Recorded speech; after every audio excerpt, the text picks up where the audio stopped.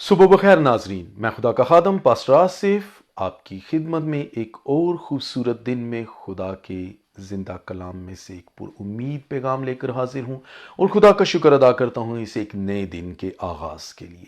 आइए आज की सुबह का आगाज हम खुदा के जिंदा कलाम में से करते हैं। खुदा के जिंदा कलाम में ज़बूर 55 और उसकी 22 आयत में लिखा है, अपना बोझ खुदावन पर डाल दे, वो तुझे संभाल लेगा, वो सादिक को कभी जुम्बश ना खाने देगा। क्या आप एक शिकस्त खुर्दा जिंदगी गुजार रहे हैं? यसु मसीह ने मत्ती रसूल की मार्फत लिखी गई अंजील उसके 11 बाब की 28 आयत में बड़ा खूबसूरत ऐलान किया कि ऐ मेहनत उठाने वालों और बोझ से दबे हुए लोगों, सब मेरे पास आओ, मैं तुमको आराम दूंगा। इंसान का अलमिया है कि वो फानी चीजों के हसूल की खातिर खुद को भारी भरकम बोझों में दबाकर खो जाता है और अपनी जात को खो देता है और यूं एक शिकस्त खुर्दा जिंदगी गुजारता है, जाया शुदा जिंदगी गुजारता है। कहीं आप भी ऐसा तो नहीं कर रहे? ऐसी जिंदगी जो फानी चीजों के हसूल के लिए गुजारी जाए महज जाया शुदा जिंदगी है। पतरस रसूल अपने दूसरे खत की 3 बाब की 10वीं आयत में कहते हैं कि एक ऐसा दिन आने वाला है जब जमीन और उस पर के काम चल जाएंगे।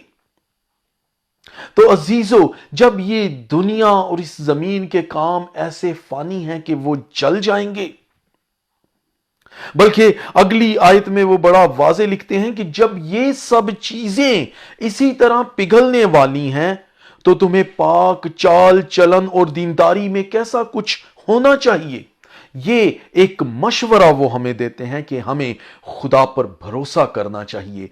पाक चाल चलन और दीनदारी का मतलब ही खुदा पर भरोसा करना है और ये इस बात की जमानत है कि अगर हम खुदा पर भरोसा करके अपनी फिक्रें उस पर डाल देंगे तो हम यकीनन आइंदा के लिए एक पुरुम्मीद और कामयाब जिंदगी जो फिक्रों से आजाद हो गुजार सकते हैं।